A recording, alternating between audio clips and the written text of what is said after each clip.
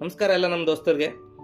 ನಾನು ಮತ್ತು ನನ್ನ ಫ್ರೆಂಡ್ಸ್ ಎಲ್ಲ ಸೇರಿ ಎಲ್ಲಾದ್ರೂ ಹೋಗಬೇಕು ಅಂತ ಅನ್ಕೋತಿದ್ವಿ. ಟ್ರಿಪ್ ಪ್ಲ್ಯಾನ್ ಮಾಡ್ತಿದ್ವಿ, ಕ್ಯಾನ್ಸಲ್ ಮಾಡ್ತಿದ್ವಿ. ಹಂಗೆ ಈ ಸಲ ಹೋಗಲೇಬೇಕಂತ ಡಿಸೈಡ್ ಮಾಡಿ ಸೆಲ್ಫ್ ಡ್ರೈವ್ ಕಾರ್ನ ಬುಕ್ ಮಾಡಿ ಆ ಕಾರ್ನ ಕರೆಕ್ಟಾಗಿ ಎಲ್ಲ ಚೆಕ್ ಮಾಡಿಕೊಂಡು ರಾತ್ರಿ 3 ಗಂಟೆಗೆ ಬಿಟ್ವಿ. ಈ ಕಡೆ ಅಂತೀರಾ, ನಂದಿ ಬೆಟ್ಟದ ಕಡೆ. ಸೊ ಹೋಗೋ ದಾರಿಯಲ್ಲಿ ಎಲ್ಲರೂ ಫುಲ್ ಎಂಜಾಯ್ ಮಾಡಿಕೊಂಡು, ಯಾಕಂದರೆ ತುಂಬ ದಿನ ಆದಮೇಲೆ ಹೋಗ್ತಾ ಇದ್ವಲ್ಲ, ಅದಕ್ಕೆ ಹೋಗೋ ದಾರಿನ ತುಂಬ ಚೆನ್ನಾಗಿ ಎಂಜಾಯ್ ಮಾಡ್ತಿದ್ರು. ನನಗೂ ಒಂದು ಸೆಂಟೆನ್ಸ್ ನೆನಪಾಯಿತು, ಏನಂದರೆ ಹೋಗೋ ಸ್ಥಳಕ್ಕಿಂತ ಹೋಗೋ ದಾರಿನೇ ತುಂಬ ಚೆನ್ನಾಗಿರುತ್ತೆ ಅಂತ. ಸೊ ನನಗೂ ಹಂಗೆ ಅನ್ನಿಸ್ತು.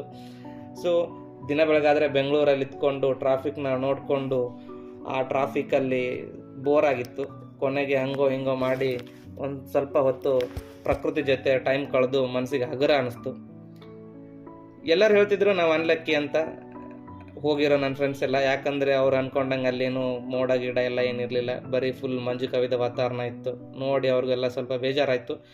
ನಾನು ಹೇಳಿದೆ, ನಮಗೇನು ಸಿಗಬೇಕು ಅಂತ ಆಲ್ರೆಡಿ ದೇವರು ಬರೆದಿಟ್ಟಿರ್ತಾನೆ. ಸೊ ಹಾಗೆ ಆಗೋದು ಅಂತ ಹಂಗೆ ಹೇಳಿ ನಾನು ಸಮಾಧಾನ ಮಾಡಿಕೊಂಡು ಅವ್ರ ಜೊತೆ ಅವ್ರಿಗೂ ಸಮಾಧಾನ ಮಾಡಿ ನಾನು ಸಮಾಧಾನ ಮಾಡ್ಕೊಂಡು ಬಂದೆ. ಹೋಗಿದ್ದು ಶನಿವಾರ ಬೇರೆ, ಹನುಮಂತನ ದರ್ಶನ ಬೇರೆ ಆಯಿತು. ಅದನ್ನ ನೋಡಿಕೊಂಡು ನಾವು ನಮ್ಮ ಮನೆ ಕಡೆ ದಾರಿ ಹಿಡಿದ್ವಿ.